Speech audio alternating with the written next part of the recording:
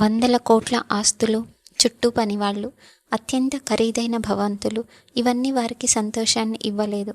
భౌతిక సుఖాలను వదిలి సన్యాసం స్వీకరించాలని ఓ సంపన్న దంపతులు భావించారు. గుజరాత్కి చెందిన సంపన్న జైన దంపతులు దాదాపు 200 కోట్ల తమ ఆస్తిని త్యజించి సన్యాసం స్వీకరించారు. మోక్షం కోసం దేశయాత్రకు బయలుదేరాలని ఇరువురూ నిర్ణయించుకున్నారు. ఫిబ్రవరిలో జరిగిన ఒక వేడుకలో వ్యాపారవేత్త భావేష్ భాయ్ భండారీ, ఆయన భార్య తమ సంపద మొత్తాన్ని దానం చేశారు.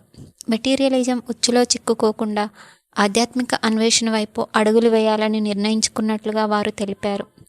ఈ నెలాఖరులో జరిగే కార్యక్రమంలో అధికారికంగా సన్యాస జీవితంలోకి ప్రవేశిస్తారు. గుజరాత్లో ప్రముఖ సంపన్న కుటుంబాల్లో ఒకటి భావేష్ కుటుంబం. నిర్మాణ రంగంలో ఉన్న హిమ్మత్నగర్కి చెందిన వ్యాపారవేత్త భావేష్ భండారీ 2022లో సన్యాసం స్వీకరించిన తన 19 ఏళ్ల కుమార్తె 16 ఏళ్ల కుమారుడి అడుగుజాడల్లో నడవాలని నిర్ణయించుకున్నారు. భావేష్, ఆయన సతీమణి తమ పిల్లల నుంచి ప్రేరణ పొందడం చెప్పుకోదగ్గ అంశం. భౌతిక అనుబంధాలను త్యజించి సన్యాసి మార్గంలో చేరాలని నిర్ణయించుకున్నారని వారి బంధువులు తెలిపారు. ఏప్రిల్ 22న దీక్ష స్వీకరించిన తర్వాత దంపతులు కుటుంబ బంధాలను తెంచుకొనున్నారు. ప్రాపంచిక సుఖాలను వదులుకొని పాదరక్షలు లేకుండా దేశాటనకు బయలుదేరుతారు. కేవలం 2 జతల తెల్లటి దుస్తులు, భిక్ష కోసం ఒక పాత్ర, తెల్లటి చీపురు. ఇది రజోహరన్ జైన సన్యాసులు కూర్చునే ముందు చుట్టూ శుభ్రం చేయడానికి ఉపయోగిస్తారు. ఇవి మాత్రమే వారి వద్ద ఉంటాయి. అపర కుబేరులుగా గుర్తింపు పొందిన భండారీ కుటుంబం తీసుకున్న ఈ నిర్ణయం దేశవ్యాప్తంగా అందరి దృష్టిని ఆకర్షించింది.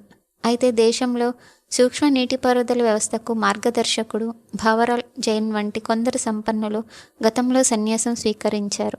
భండారీ దంపతులు మరో 35 మందితో కలిసి 4 కిలోమీటర్ల మేర ఊరేగింపు నిర్వహించి తమ మొబైల్ ఫోన్లు సహా తమ ఆస్తులన్నింటినీ దానం చేశారు. చివరిసారిగా ఖరీదైన వస్త్రాలు, ఆభరణాలు ధరించి రథంపై ఊరేగింపుగా బయలుదేరి వెళ్లారు. ఇక జైన మతంలో దీక్ష తీసుకోవడం అనేది ఒక ముఖ్యమైన నిబద్ధత. వ్యక్తి భౌతిక సుఖాలను వదిలి భిక్షతో జీవిస్తూ దేశవ్యాప్తంగా చెప్పులు లేకుండా తిరుగుతూ ఉంటారు. గతేడాది గుజరాత్కు చెందిన వజ్రాల వ్యాపారి, ఆయన భార్య సన్యాసం తీసుకున్నారు. దీనికి 5 ఏళ్ల ముందే వారి 12 ఏళ్ల కుమారుడు సన్యాసిగా మారటం విశేషం. కుమారుడి దీక్షా వేడుక కోసం ఫెరారీని నడిపిన దంపతులు తమ దీక్ష కోసం జాగ్వార్ కారును చివరిగా నడిపారు.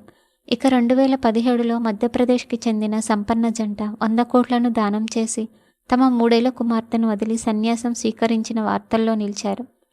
సుమిత్ రాథోడ్, ఆయన భార్య అనామిక తమ కుమార్తెను తాత నాయనమ్మల వద్ద వదిలిపెట్టారు. సుమిత్ సన్యాసిగా మారడానికి ముందు గుజరాత్ బాలల సంరక్షణ కమిషన్ వారి కుమార్తె ఇభ్య భవిష్యత్తు కోసం దంపతులు తీసుకున్న చర్యల గురించి అధికార యంత్రాంగం. వీడియో మీకు నచ్చినట్లయితే ప్లీజ్ లైక్ చేయండి, షేర్ చేయండి, సబ్స్క్రైబ్ చేయండి. Thank you for watching.